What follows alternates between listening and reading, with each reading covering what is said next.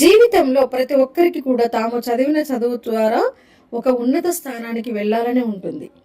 అయితే ఇక్కడ ఇటు అకాడమిక్ ఎగ్జామ్స్ కావచ్చు, లేదా అటు కాంపిటేటివ్ ఎగ్జామ్స్ కావచ్చు.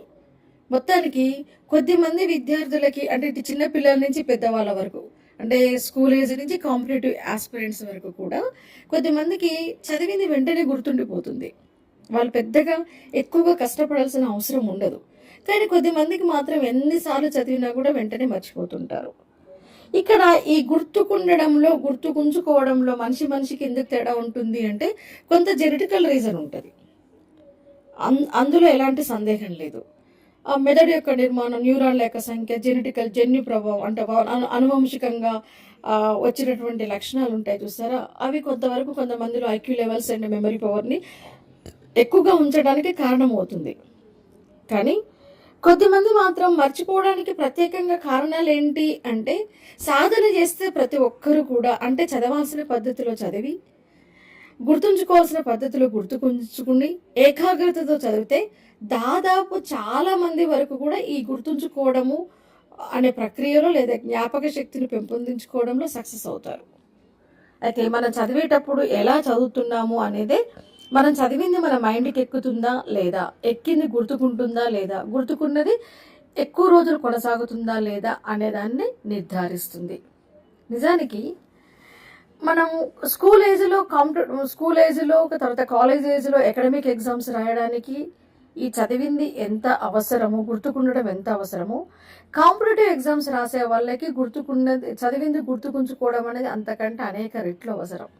కాబట్టి మరి మనం చదివింది గుర్తుకుండాలంటే ఏం చేయాలి? చాలా మంది కంప్లైంట్ ఇదే ఉంటుంది, మేము చదువుతుంటాం గంటలు కానీ గుర్తుకుండడం లేదు. మీలో ఒకసారి ఎంతమందిలో ఈ ప్రాబ్లం ఉంది ఒకసారి ఆలోచించుకోండి. చాలా మంది సఫర్ అవుతుంటారు, ఎంత చదివినా గుర్తుకుండట్లేదు అని. నిజానికి ఈ గుర్తుకుండట్లేదు అనే దాన్ని చాలా విషయాలు ప్రభావితం చేస్తుంటాయి. అవేంటో ఒకసారి చూద్దాము. వాటిని మార్చుకొని మీరు చదివింది బాగా మైండ్కి ఎక్కి మీరు రాస్తున్నటువంటి ఎగ్జామ్స్లో సక్సెస్ సాధించాలి అని మీరు అనుకోవాలి ముందుగా. Okay, so first of all ఏంటి అంటే, ఒక అంశం మనకి చదివింది బాగా గుర్తుకుండాలి అంటే మనం ఫస్ట్ ఎన్విరాన్మెంట్ దగ్గర నుంచి వద్దాం. ఒక్కొక్క విషయం గురించి మాట్లాడుకుందాం.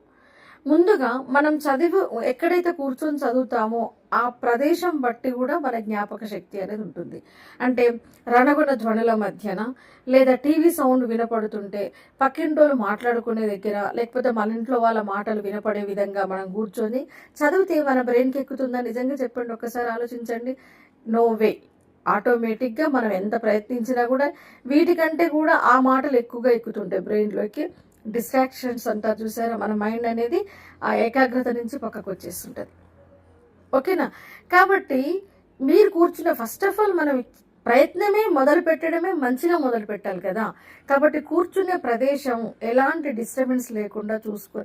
మ్యాక్సిమం ఉన్న కొంతమందికి అందరికీ పెద్ద ఇల్లు ఉండకపోవచ్చు, అందరికీ స్టడీ రూమ్స్ ఉండకపోవచ్చు, అందరికీ కొంచెం మంచి స్పేసియస్ స్థలం దొరకకపోవచ్చు, ఏకాంతంగా చదువుకునే అవకాశం అందరికీ రాకపోవచ్చు, కొంతమందికి చిన్న ఇల్లు ఒకటే రూమ్లో చదువుకునే వాళ్ళు ఉంటారు. మరి అందుకనే ఆ ఉన్న ప్లేస్లోనే కొంచెం డిస్టర్బెన్స్ మీకు దరిచేరకుండా ఉండే ప్లేస్ని మీరు సెలెక్ట్ చేసుకుంటే మీకు కాన్సన్ట్రేషన్, ఏకాగ్రత అనేది పెరుగుతుంది.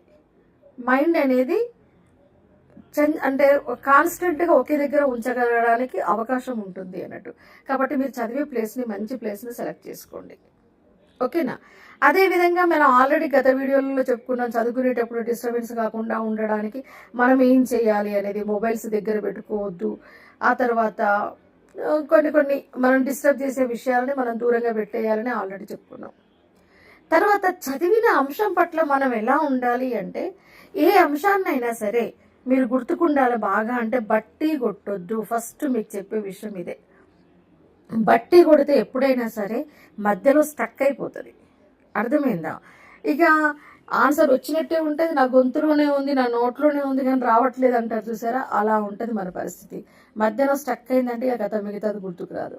కాబట్టి ఏ విషయమైనా సరే, ఇటు అకాడమిక్ ఎగ్జామ్స్ అయినా ఇటు కాంపిటేటివ్ ఎగ్జామ్స్ అయినా విషయాన్ని అర్థం చేసుకుంటూ ఎనలైటికల్గా చదవడం చాలా ఇంపార్టెంట్.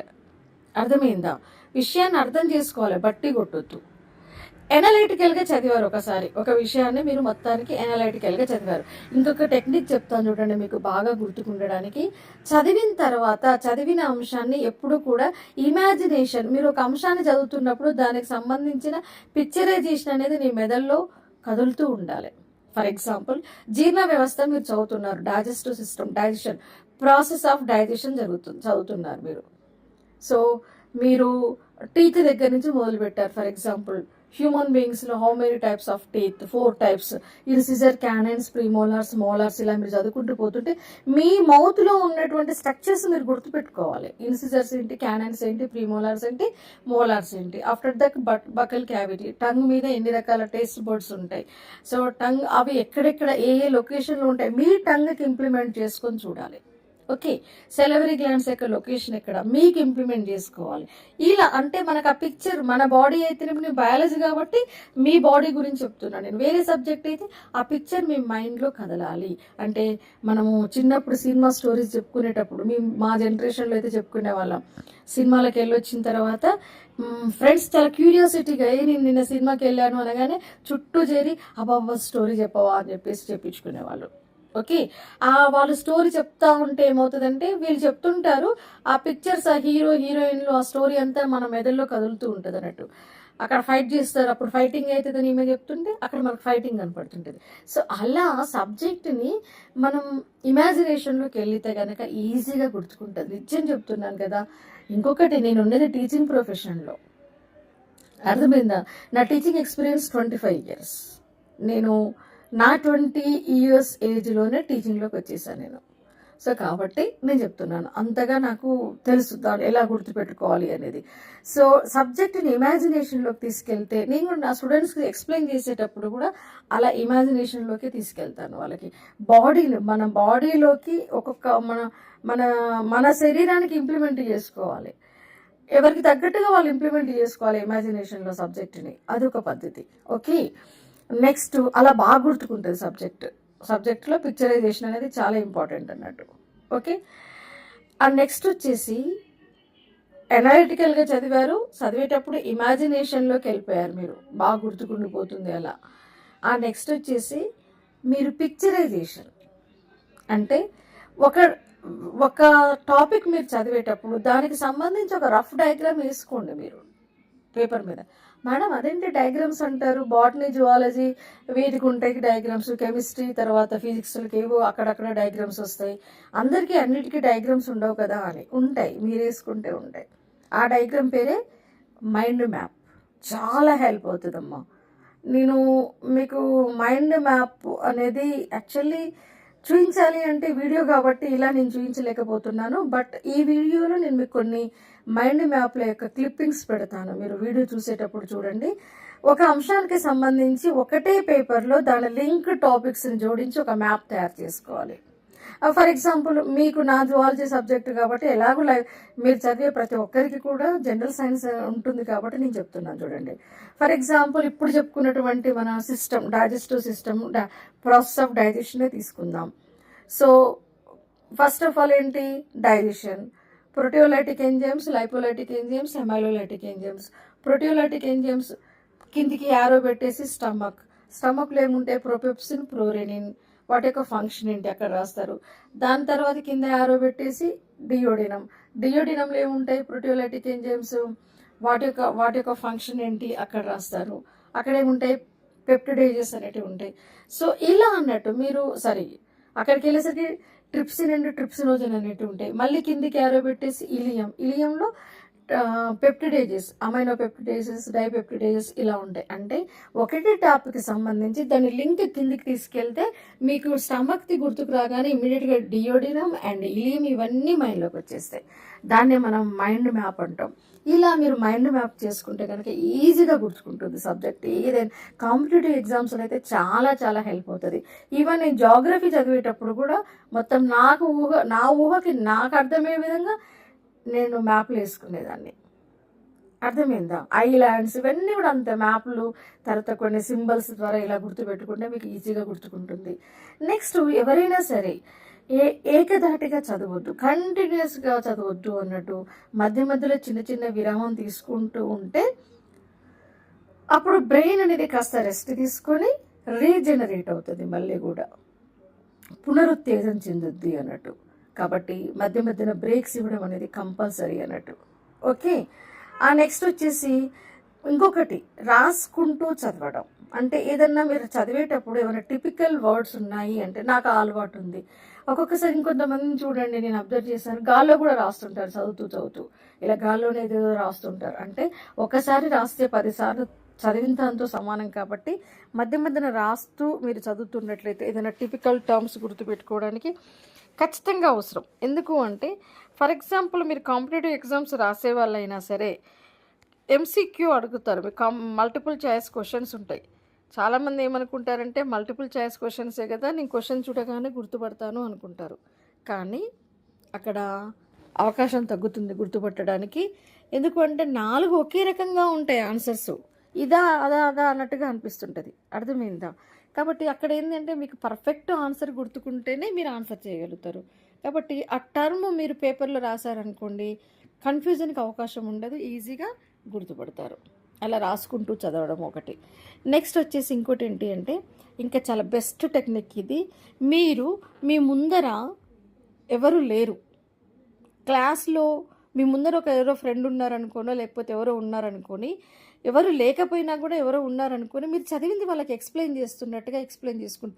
అసలు ఇది సూపర్ ప్లాన్ అండి, నిజంగా చెప్తున్నాను. ఎంత బాగా గుర్తుకుంటుందంటే చదివింది, మీకు ముందర ఎవరూ లేకపోయినా ఒక అంశాన్ని చదవగానే వాళ్ళకి ఎక్స్ప్లెయిన్ చేస్తున్నట్టుగా ఎక్స్ప్లెయిన్ చేసేసేయండి. నిజంగా చాలా బాగా గుర్తుకుంటుంది అది. నెక్స్ట్ వచ్చేసి అంటే ఇది ఇంకా హైలైట్ అన్నట్టు, మైండ్ మ్యాప్తో పాటుగా ఈక్వల్గా ఇది వర్కౌట్ అవుతుంది మనకి. అంటే ఒకసారి ఎక్స్ప్లెయిన్ చేసామనుకోండి, ఇక ఫ్రెండ్స్ ఉన్నారు, కంబైన్డ్ స్టడీ కూడా ఒక్కొక్కసారి చేస్తుంటాను చూసారా, వాళ్ళకి ఎక్స్ప్లెయిన్ చేశారనుకోండి మీరు, ఫ్రెండ్స్కి ఒకసారి చదివి ఈజీ గుర్తుకుండిపోతుంది. అప్పుడప్పుడు గ్రూప్ డిస్కషన్ కూడా అవసరం. ఒకటే అంశాన్ని మీరు అందరూ కలిసి చదివి దాన్ని డిస్కస్ చేయడం ద్వారా కూడా బాగా గుర్తుకుంటుంది. ఇటు ఎక్స్ప్లెయిన్ చేయడం ద్వారా, డిస్కస్ చేయడం ద్వారా సబ్జెక్ట్ అనేది బాగా గుర్తుకుంటుంది అన్నట్టు. కాబట్టి ఇలా ఎదురుగా ఎవరున్నా లేకపోయినా వాళ్ళకి మీరు ఎక్స్ప్లెయిన్ చేస్తున్నట్టుగా ఎక్స్ప్లెయిన్ చేసుకుంటూ వెళ్ళండి. దానివల్ల మీకు ఇటు మనం రాయడం ఒక ప్రక్రియ, తర్వాత ఎక్స్ప్లెనేషన్ అనేది కూడా చాలా హెల్ప్ అవుతుంది. మీరు ఒక్కసారి చదివి ఇమీడియట్గా ఎదుటిన ఎవరో ఉన్నారు అనుకొని ఎక్స్ప్లెయిన్ చేసి చూడండి, ఆ తేడా మీకే అర్థమవుతుంది, చాలా డిఫరెన్స్ వస్తుంది. నెక్స్ట్ వచ్చేసి మన మెమరీ పెరగాలి అంటే, మనం చదువుతున్నప్పుడు మన మైండ్లోకి కొన్ని అంశాలు చొరబడడానికి చాలా కొట్లాడుతుంటాయి.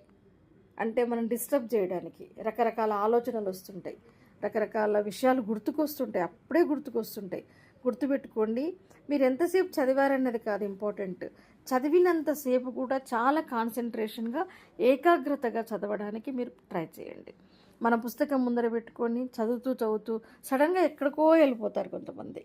ఆ ఎక్కడికో వెళ్ళిపోతే ఎక్కడో ఉండిపోవాల్సి వస్తుంది, మళ్ళీ ముందుకు వచ్చే ఛాన్సే ఉండదు. కాబట్టి మీరు చక్కగా ఏకాగ్రతగా చదివిన కాసేపైనా ఒక యజ్ఞంలాగా, ఒక తపస్సులాగా చదవండి. యజ్ఞం చేసేటప్పుడు ఒక ఋషి తపస్సులో కూర్చుంటే ఎలాంటి డిస్టర్బెన్స్ రాకుండా ఎంత నిష్టగా అయితే ఉంటాడో, మీరు చదివినది కాసేపు అంత తపస్సులాగా చదవండి. ఓకేనా? తర్వాత ఇంకా ఈజీగా గుర్తుకుండడానికి ఇంకొక టెక్నిక్ ఏంటి అంటే, ఏవైతే మీకు కష్టంగా అనిపిస్తాయో ఆ అంశాలను ఒక చార్ట్ మీద రాసి మీరు ఎక్కువగా తిరిగే ప్లేసెస్లో అంటించండి. ఇది చాలా వర్కౌట్ అవుతుంది. ఇది కూడా కొన్ని ఇంపార్టెంట్ టర్మ్స్ కావచ్చు, ఇంపార్టెంట్ ఒక సీక్వెన్స్గా ఒక చార్ట్ రాయండి ఫస్ట్, అది చదవండి. అంటే ఇది మైండ్ మ్యాప్లు ఇలా రాసుకోండి, చాలా హెల్ప్ అవుతుంది. ఇప్పుడు నేను చెప్పినట్టుగా మీకు మైండ్ మ్యాప్స్ కనుక అలా రాస్తే, ఆ మైండ్ మ్యాప్ ఒక మ్యాప్ చూడగానే దాని లింక్ టాపిక్స్ అన్నీ బ్రెయిన్లోకి ఎక్కేస్తాయి. ఇలా మీకు గుర్తుకుండిన అంశాలు, కష్టంగా అనిపించిన అంశాలు, ఇంపార్టెంట్ అనిపించినటువంటి అంశాలని చార్ట్స్ మీద కానీ పోస్టర్ల మీద కానీ రాసి అక్కడక్కడ అంటించుకోండి.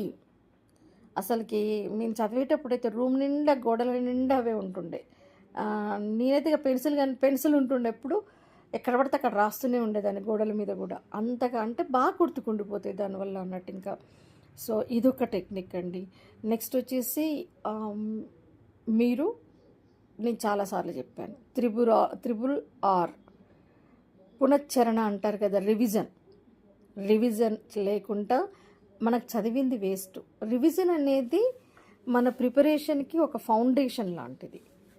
అదేవిధంగా రిపీట్, పదే పదే రివిజన్ చేయడం, రికాల్, మళ్ళీ ఒకసారి గుర్తు చేసుకోవడం.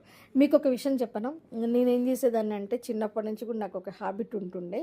అదేంటి అంటే ఇప్పుడు ఫర్ ఎగ్జాంపుల్ నేను చదువుకుంటుంటా, అమ్మ సడన్గా మార్కెట్కి వెళ్ళి ఏమైనా తీసుకురమ్మని చెప్పింది అనుకోండి, ఊరికి పరిగెత్తుకుంటూ వెళ్ళిపోయేవాళ్ళం. ఇప్పుడు పిల్లల్లాగా నేను వెళ్ళను అది ఇది అనేది ఉండకపోతుండే. సో కనీసం హాఫ్ కిలోమీటర్ కొంచెం ఎక్కువనే ఉంటుండే మా ఇంటి నుంచి మా మార్ అంటే అన్ని షాపులు ఉన్నటువంటి ఏరియా. ఏదైతే చదివినో ఆ చదివింది ఆ దారి పొడుగుతో గుర్తు చేసుకుంటూ వెళ్ళిపోయేదాన్ని. నిజం, ఏ పని చేస్తున్నా అంతకంటే ముందు చదివిన దాన్ని గుర్తు చేసుకుంటూ ఉండేదాన్ని. ఇలా కూడా మనకు అవకాశం ఉంటుంది. Where there is a will there is a way అంటాను. అందుకనే నిజంగా నీకు చదవాలి అనే తాపత్రయం ఉంటే మార్గాలని నువ్వే అన్వేషించుకుంటావు, గుర్తుపెట్టుకోవడానికి నువ్వే టెక్నిక్స్గా అన్వేషించుకుంటావు. దీనికి ఒక శిక్షణ అనేది అవసరం లేదు అసలుకి. నిజంగా చెప్పాలి అంటే అవసరం ఏదన్నా నేర్పిస్తుందమ్మా, ఏదన్నా నేర్పిస్తుంది.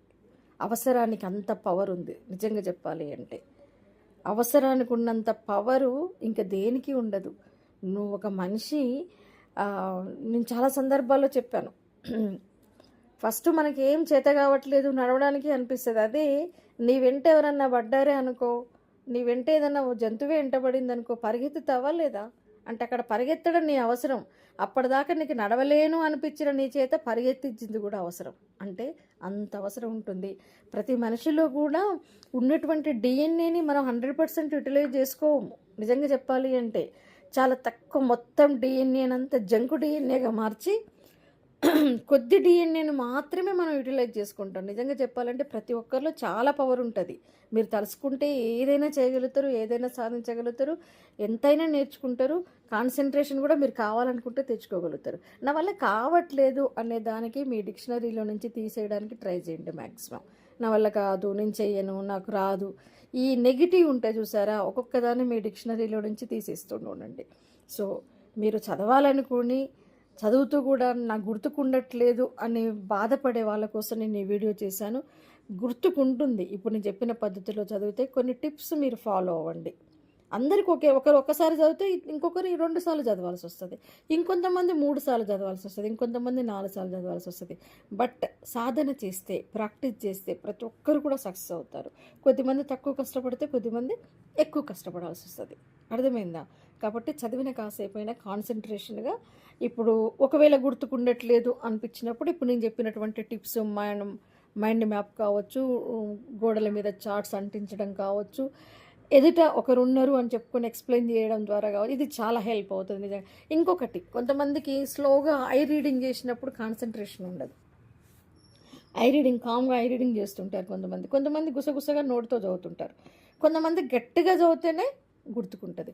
మీకు ఏ అంశాలు అయితే గుర్తుకుండట్లేవు అనిపిస్తుందో వాటిని ఏం చేయండి అంటే గట్టిగా చదువుతూ, చేయితోటే ఎదురుగా బ్లాక్ బోర్డ్ ఉంది అనుకొని రాస్తూ గట్టిగా చదువుతూ చదవండి. ఇది కూడా ఒక టెక్నిక్. ఓకే, సో మీకు ఎలా అనుకూలంగా ఉంటే అలా ఆ టెక్నిక్స్ని ఫాలో అవుతూ మీరు చదివింది గుర్తుపెట్టుకునే ప్రయత్నం చేస్తారు. అదేవిధంగా మనసును ప్రశాంతంగా ఉంచుకోవాలి. నెగిటివ్స్ని మైండ్లోకి రాకుండా చూడండి. దాన్ని ఏమంటారు, మీ మీద మీరు నమ్మకం ఉంచండి. ఆ తర్వాత మంచి డైట్ తీసుకోండి. డైలీ జ్ఞాపక శక్తి పెంపొందించాలి అంటే ప్రతి ఒక్కరికి కూడా చెప్పే విషయం ఏంటి అంటే డైలీ కాసేపు మెడిటేషన్ కనుక చేసినట్లయితే 100% మన మెమరీ పవర్ అనేది ఇంక్రీజ్ అవుతుంది.